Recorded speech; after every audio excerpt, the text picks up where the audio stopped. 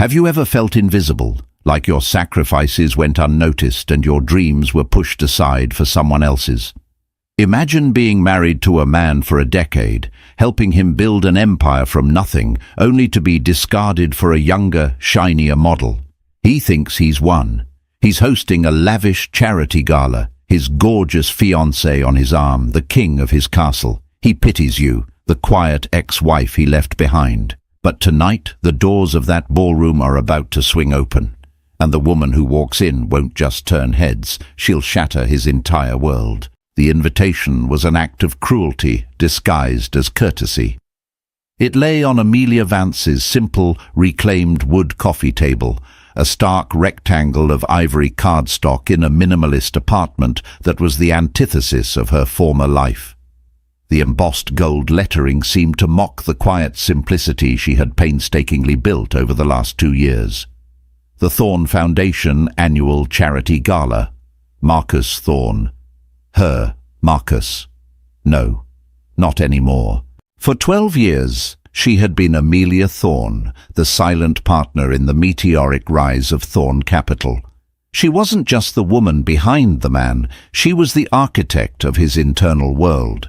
She was the one who calmed his volcanic temper after a bad trade, who edited his speeches until they sang with a confidence he didn't naturally possess, who remembered the names of his investors' children and their allergies.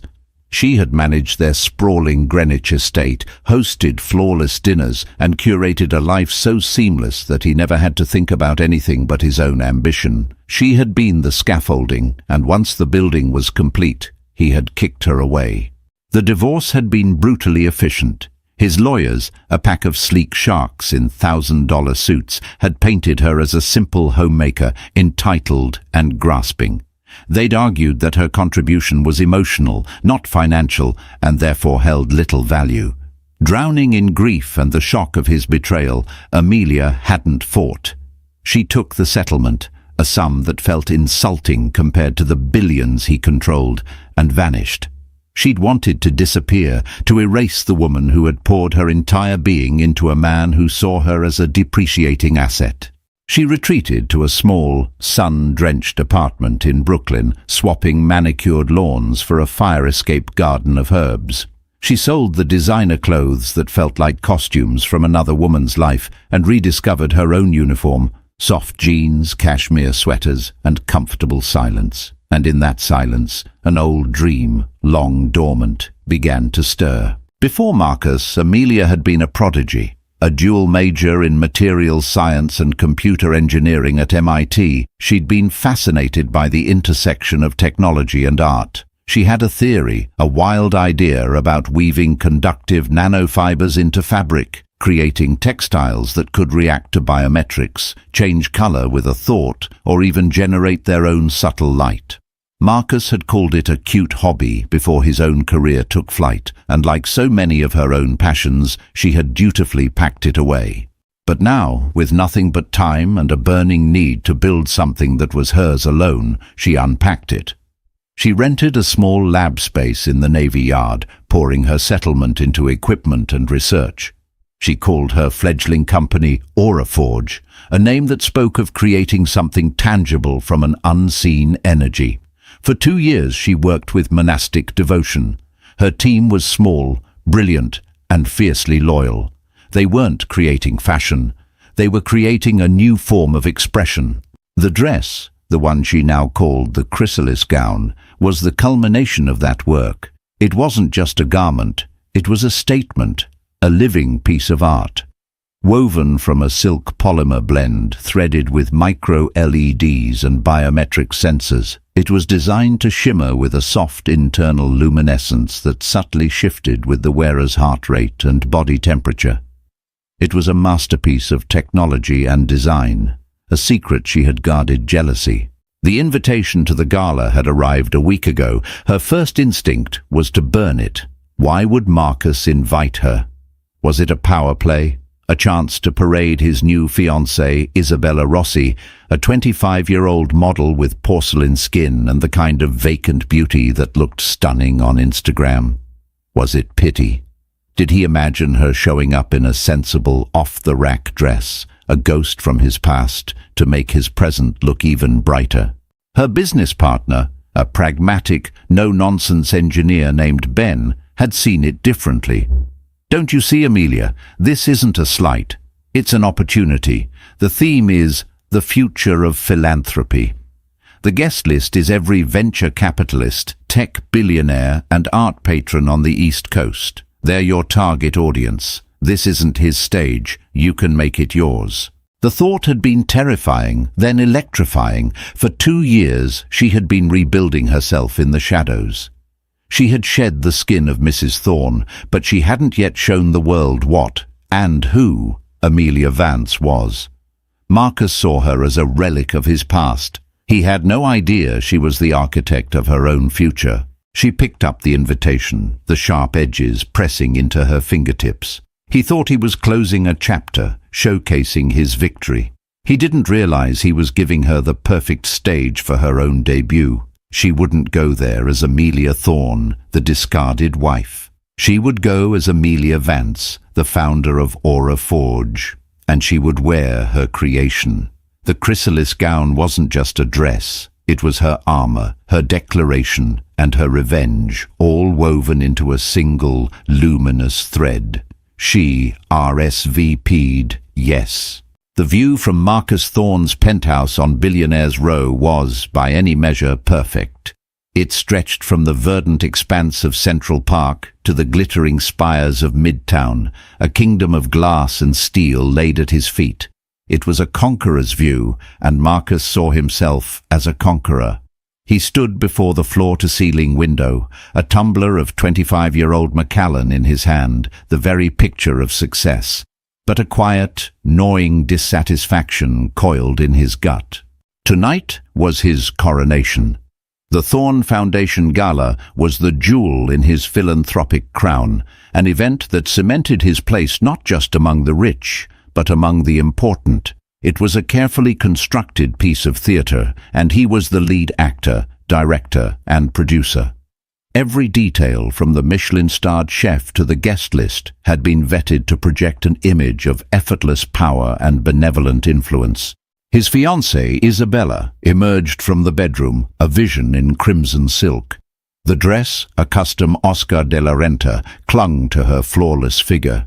Diamonds glittered at her throat and ears. She was breathtaking.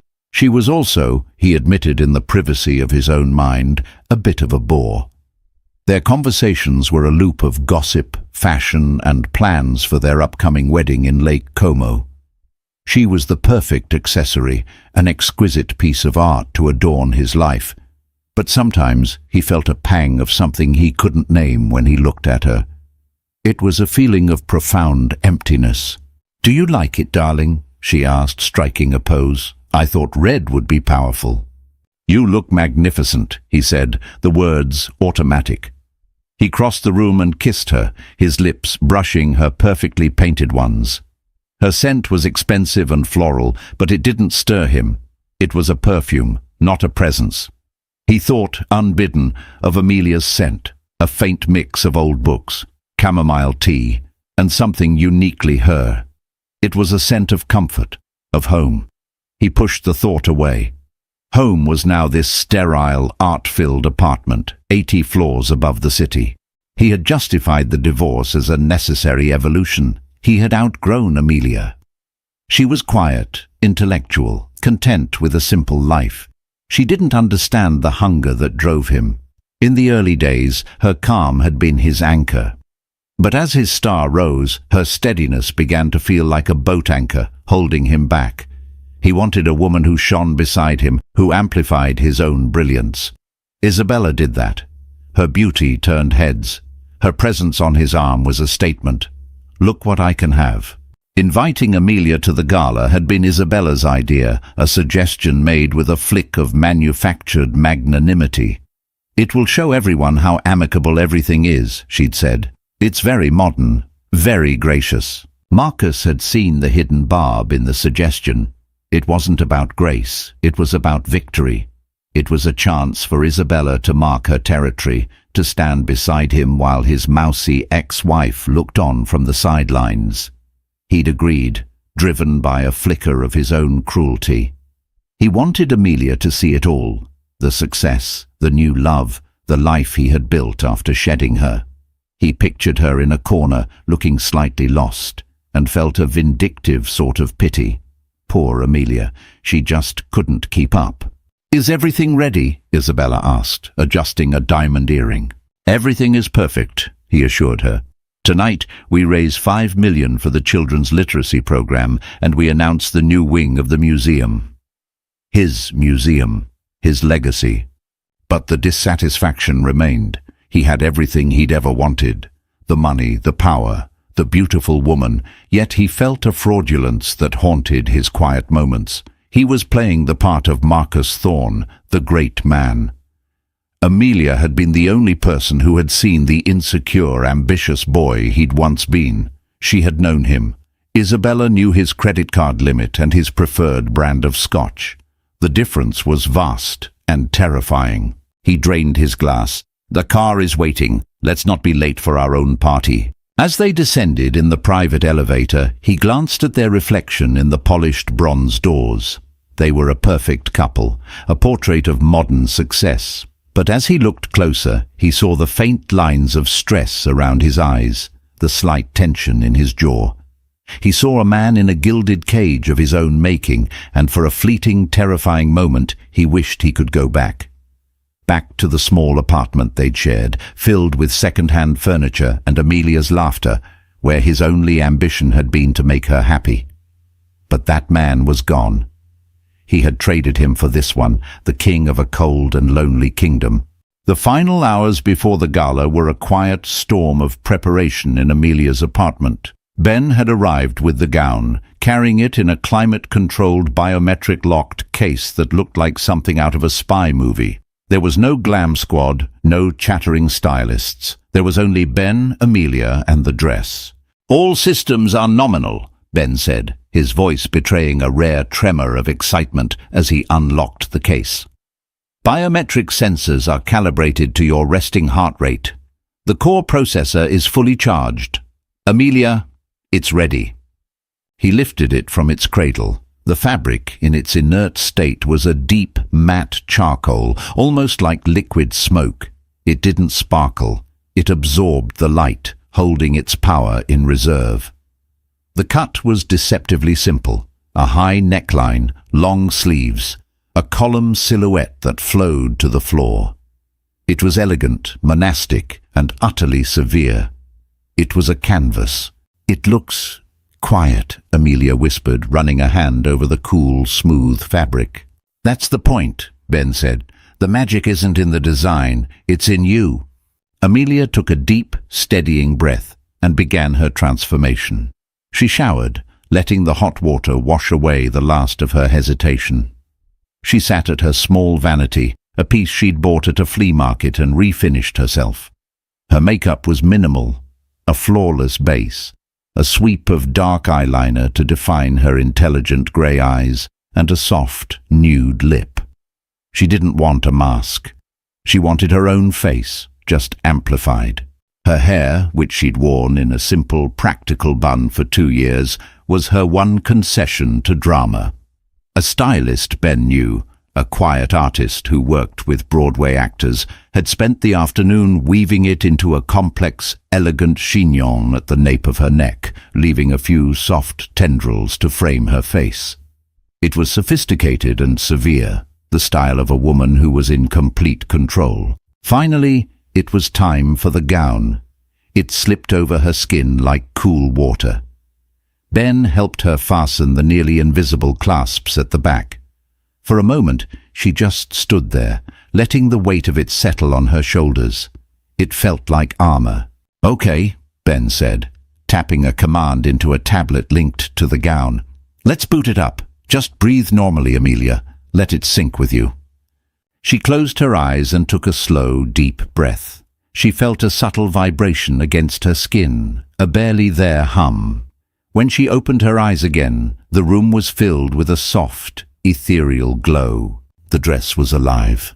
The matte charcoal had transformed into a swirling, incandescent nebula of deep blues and purples, shot through with veins of silver. A soft, pearlescent light pulsed from within the fabric, a slow, steady rhythm that matched her own heartbeat.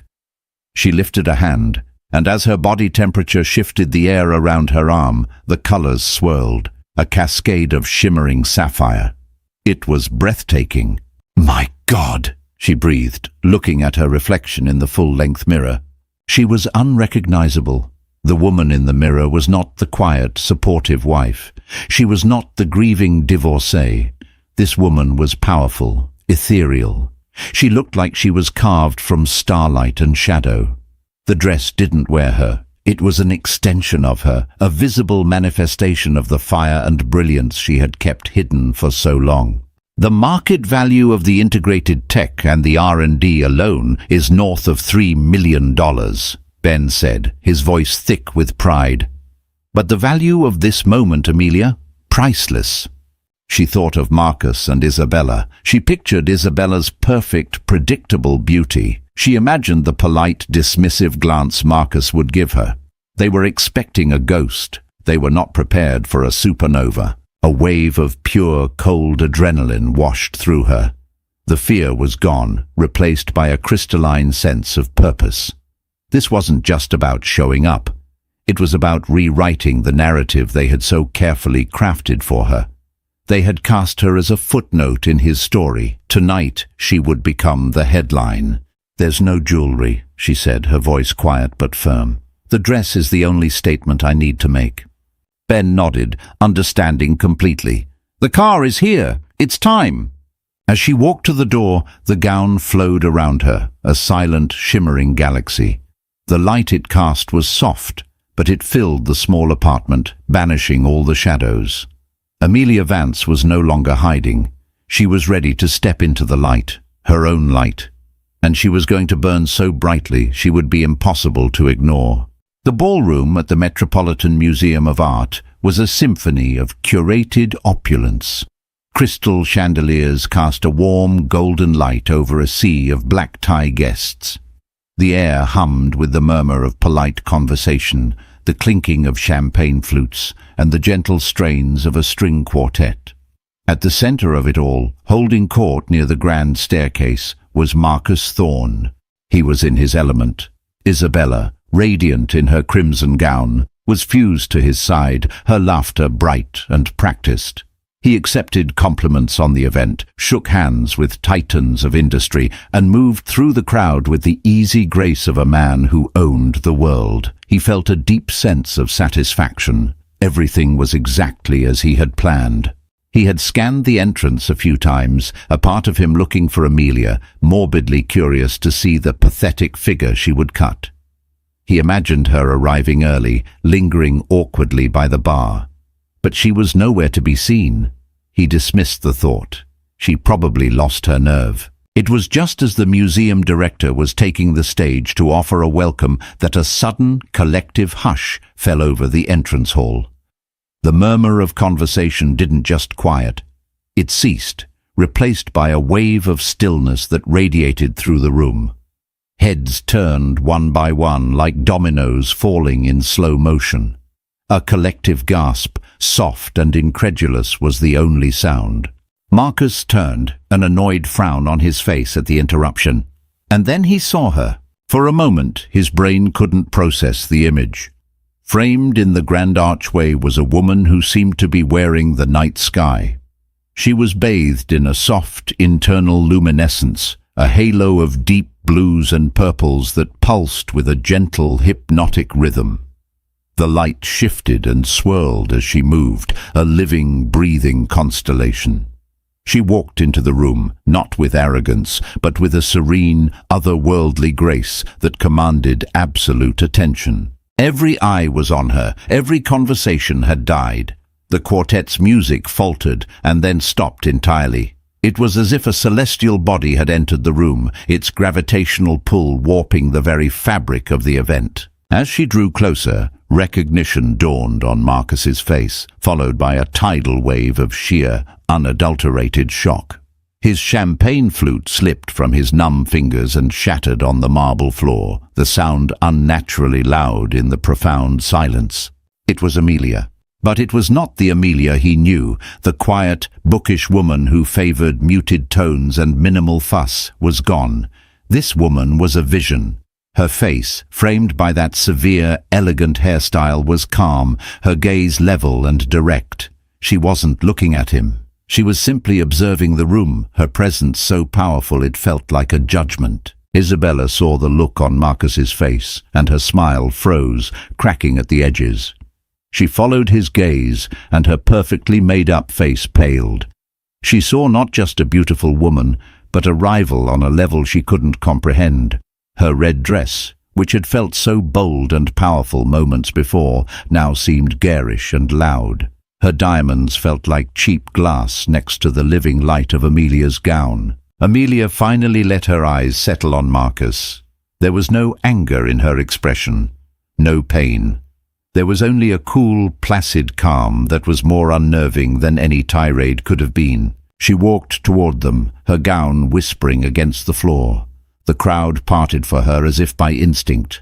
"Marcus," she said, her voice clear and steady. It carried easily in the silent room. "Isabella, you both look well." Marcus struggled to find his voice. His mind was racing, trying to reconcile the woman he had discarded with the goddess standing before him. "Amelia, what is that you're wearing?" he stammered, his usual eloquence deserting him. A small, knowing smile touched Amelia's lips. "It's a prototype," she said simply. "From my company." The whispers started then, rippling through the crowd. Company, her company, what company? Isabella, attempting to reclaim the narrative, stepped forward, her voice a little too high. "It's very unique, Amelia. Very bright." It was meant to be a dismissal, but it landed as a desperate plea for relevance. Before Amelia could respond, a man rushed to her side, his eyes wide with excitement. It was Alistair Finch, a notoriously shrewd Silicon Valley venture capitalist. "Vance, you made it!" he boomed, ignoring Marcus and Isabella completely.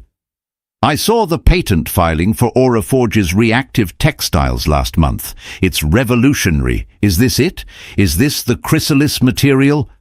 Amelia inclined her head. "The very same, Alistair. I'm glad you approve." The name Aura Forge and the word revolutionary spread through the room like wildfire. Phones were coming out. People were furiously typing into search engines. The focus of the gala had irrevocably shifted. It was no longer about Marcus Thorne's philanthropy. It was about the mysterious, luminous woman who had once been his wife. Marcus watched, frozen, as the most powerful people in the room, his guests, converged on Amelia, their faces alight with curiosity and awe. He was suddenly on the outside, looking in at his own party. He had wanted her to see the world he had built. Instead, she had walked in and casually, effortlessly unveiled a new world of her own, a world so far beyond his comprehension that it made his own empire of money and influence feel small, dull, and utterly insignificant. He looked at the shattered glass at his feet, and it felt like a perfect metaphor for his perfectly constructed reality. The car ride back to the penthouse was a study in weaponized silence. The plush leather interior of the Rolls-Royce, usually a cocoon of comfort, felt like a pressurized chamber.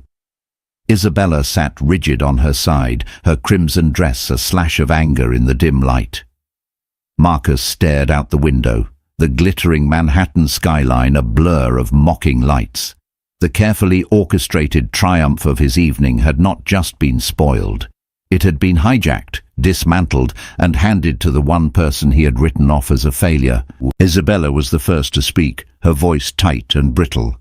"What was that, Marcus?" He didn't turn from the window. "I have no idea." It was a lie. He knew exactly what it was. It was a reckoning. "No idea?" she scoffed, the sound sharp. "Your ex-wife shows up in a light-up dress, and suddenly she's the second coming of Steve Jobs, and you have no idea? Did you know she had a company?" "No, I did not," he clipped out. The admission felt like swallowing glass. How could he not have known? He, Marcus Thorne, whose entire business was built on knowing things before anyone else. He had investigators who could dig up the deepest secrets of his corporate rivals, yet he had been completely blind to the revolution happening under his nose, orchestrated by the woman who had shared his bed for 12 years. It was a failure of intelligence so profound it made him feel physically ill. Aura Forge. Isabella spat the name as if it were poison. By the time we left, Chrysalis Gown was trending worldwide. And your gala? It's a footnote. Stunning tech debut at Thorne Foundation Gala. They're not talking about your 5 million for the children. They're talking about her.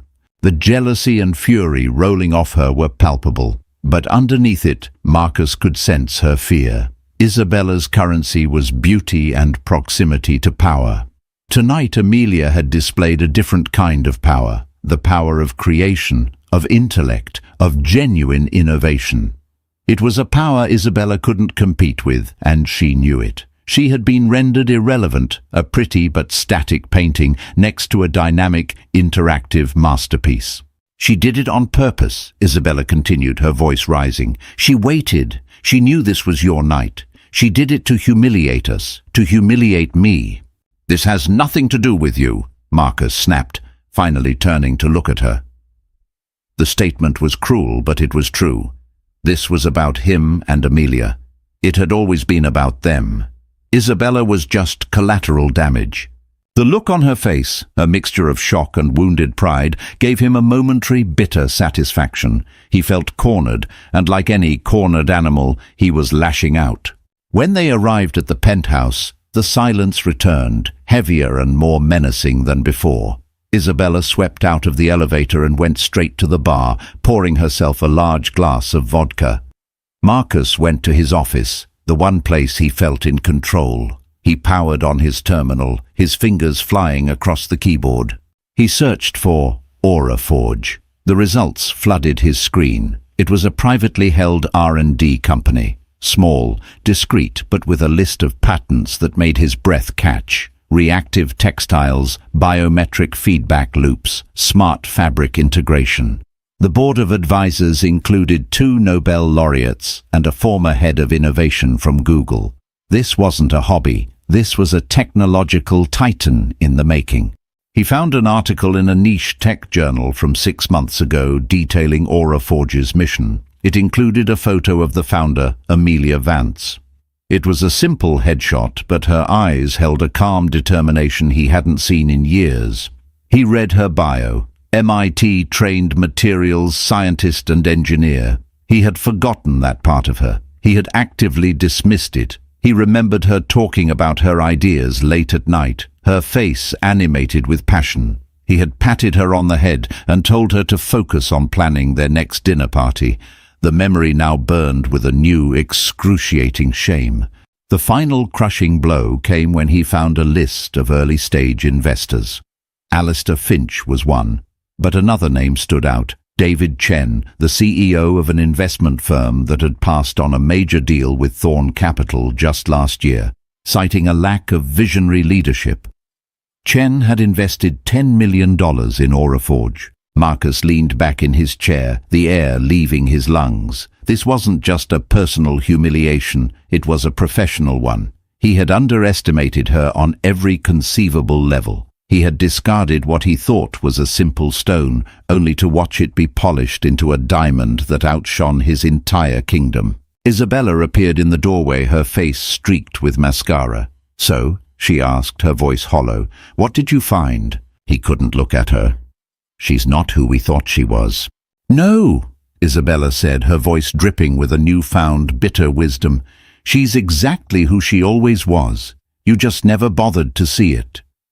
She turned and walked away, leaving him alone with the glowing screens that detailed the scale of his miscalculation. The view from his window, once a symbol of his triumph, now felt like a view from a precipice. And for the first time, Marcus Thorne was afraid of the fall. The following morning, Amelia's apartment was filled not with the scent of champagne and victory, but with the familiar, comforting aroma of coffee and toasted bagels. Sunlight streamed through the large windows, illuminating dust motes dancing in the air. The chrysalis gown lay inert in its case, once again a quiet, charcoal thing. The magic was dormant, waiting. Ben sat across from her at her small kitchen table, scrolling through his tablet with a grin that threatened to split his face. "We're a verb, Amelia," he said, not looking up. "To pull an aura forge, it means to make a spectacular and unexpected comeback. It's all over Twitter." He rattled off the headlines. Forbes, "The woman in the starlight gown, tech's newest unicorn." Wired, "Beyond wearables, Aura Forge just made fashion intelligent." Vogue, "The only dress that mattered at the Met." Amelia took a slow sip of her coffee, the warmth of the mug a grounding presence in her hands. She had expected a reaction, but not this. Her inbox was a digital avalanche of emails from venture capitalists, fashion houses, journalists and CEOs. They weren't just interested, they were clamoring. But she didn't feel the triumphant glee she had anticipated. Instead, a profound sense of calm had settled over her. The night hadn't been an act of revenge, she realized. It had been an act of liberation. It was the final, definitive severing of her old identity. Seeing the shock on Marcus's face had not brought her pleasure, only a distant, clinical confirmation of a truth she had finally accepted. He had never seen her at all. "Are you okay?" Ben asked, finally looking up and sensing her contemplative mood. "You're awfully quiet for someone who just conquered the world." "I'm better than okay, Ben," she said, a real smile gracing her lips for the first time that morning. "I'm free. I spent so many years measuring my worth by his perception of me. Last night I realized his perception is irrelevant. It's a broken metric." Her phone buzzed, displaying a name that made her heart give a single, hard thump. Marcus Thorne. She let it go to voicemail. A moment later it buzzed again. And again. "He's persistent," Ben noted dryly. "He's panicking," Amelia corrected. "He's not trying to reach me. He's trying to reclaim control of the story, my story." She felt no desire to speak to him. What could he possibly say? An apology, a demand, an offer. None of it mattered. His voice was a language from a country she no longer lived in. Her future was here, in this sunlit room, with her brilliant partner and a world of possibilities unfurling before them. They spent the day fielding the most critical inquiries, Ben acting as a ruthless gatekeeper while Amelia set the strategy. They turned down 3 major morning shows, opting instead for an exclusive interview with a respected female journalist from the Wall Street Journal known for her deep tech reporting. They ignored the clamoring from the fashion world, deciding to position Auraforge first and foremost as a technology company.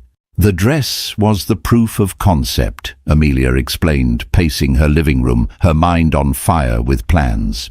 "It's not about party tricks, Ben. It's about the applications. Medical-grade fabrics that can monitor a patient's vitals in real time. Protective gear for firefighters that can detect external heat and atmospheric toxins. Search and rescue uniforms with integrated light and location beacons. That's the future. That's the legacy." Ben watched her, his expression full of admiration. He had seen her toil in obscurity for 2 years, driven by a quiet, fierce intelligence. Now the world was seeing it too. The woman he saw now was not the one who had first hired him. That woman had still been shadowed by her past, her confidence fragile. This Amelia stood tall, her vision clear, her voice resonating with an authority that was entirely her own. Late in the afternoon, a courier delivered a small, hand-addressed envelope. It wasn't from Marcus. The return address was a law firm she didn't recognize. Inside was a single sheet of paper and a cashier's check for $2 million. The letter was brief. "Ms. Vance, this check represents the full post-tax value of the settlement I received upon my own divorce. I considered it the price of my silence and complicity. I no longer wish to be silent. Your gown was more than just beautiful. It was a revelation. I believe in what you are building. Please accept this as an anonymous seed investment from one woman who is finding her voice to another who has clearly found hers. I wish you all the success you so richly deserve." There was no signature, but Amelia knew. She looked at the check, then out the window at the sprawling, indifferent city. The money was significant, but the gesture was everything. It was a sign that her light had not just exposed a lie, but had also ignited a spark of truth in someone else. She put the check down on the table. The war with Marcus was over because she had simply refused to fight. She wasn't his opposite. She was a different entity entirely, moving in an orbit he couldn't even map. This was her new dawn, and the sun was just beginning to rise. The fallout from the gala was a slow-motion demolition of Marcus Thorne's world. The first cracks appeared in the media. The fawning post-event coverage he'd anticipated was replaced by speculative profiles of Amelia Vance and Aura Forge. His name was mentioned only in the context of being her ex-husband. The narrative had been stolen from him, and he had no idea how to get it back. At the office, the atmosphere was thick with a new, unsettling deference.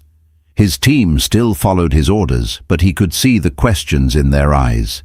He heard the whispers when he walked down the hall.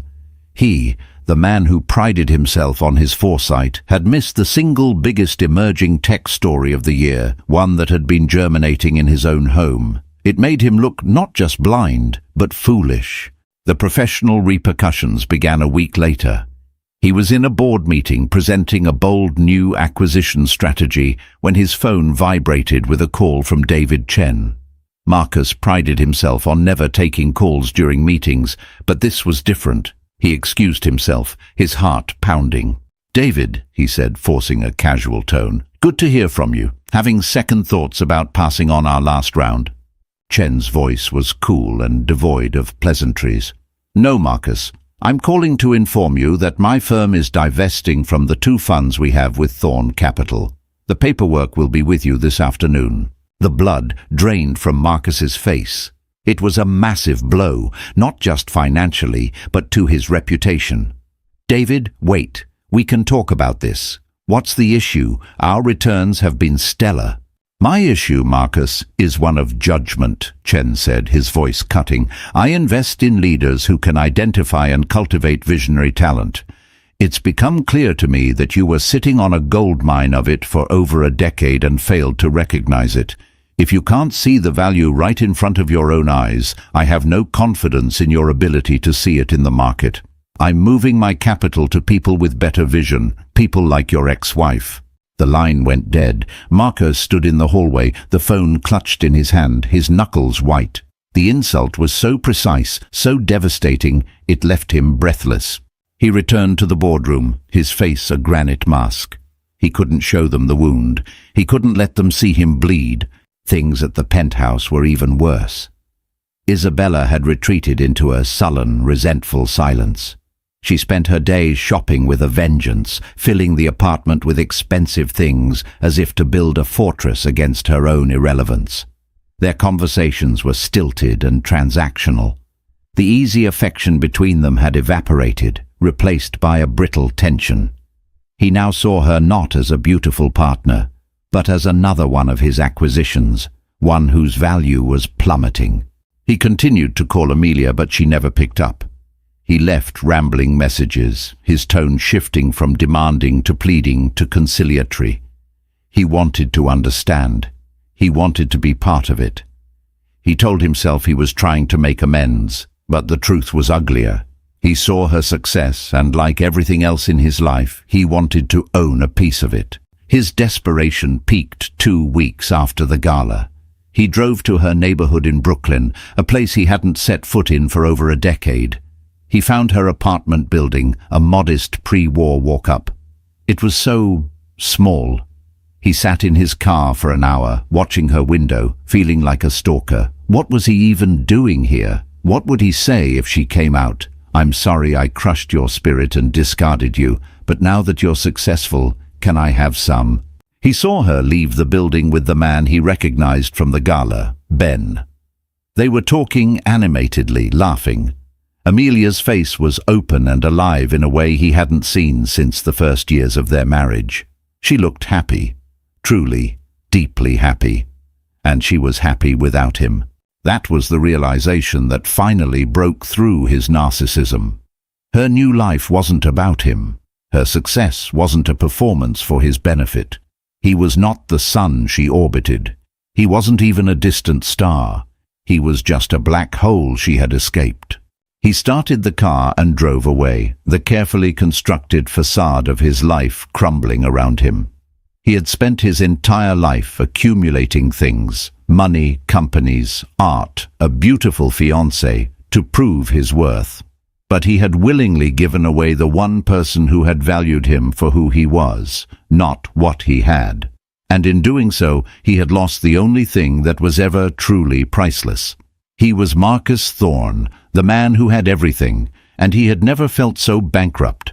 The meeting was on Amelia's terms, not in a boardroom or a fancy restaurant, but in a quiet, public conservatory at the Brooklyn Botanic Garden. It was neutral ground, filled with life and light, a world away from the cold glass and steel of Marcus's empire. He arrived first, looking diminished. His usually impeccable suit seemed to hang on him. The confident swagger was gone, replaced by a restless, haunted energy. When Amelia walked in, dressed in simple linen trousers and a soft silk blouse, she looked like she belonged there, at peace among the growing things. "Thank you for meeting me," he said, his voice hoarse. "I'm not here for you, Marcus," she replied, her tone gentle but firm. "I'm here for me. I needed to do this to close the book. So, say what you need to say." They sat on a simple wooden bench, surrounded by the lush green of ferns and the scent of orchids. For a long moment he just looked at her, truly looked at her, perhaps for the first time. He saw the intelligence in her eyes, the quiet strength in her posture. He saw everything he had missed. "I was a fool," he began, the words clumsy, rusty from disuse. "There's no other word for it. I built my life around an image, and I threw away the only real thing in it because it didn't fit the picture." "I wasn't a thing, Marcus," she corrected him quietly. "I was your wife." The word hung in the air between them, heavy with the weight of shared history.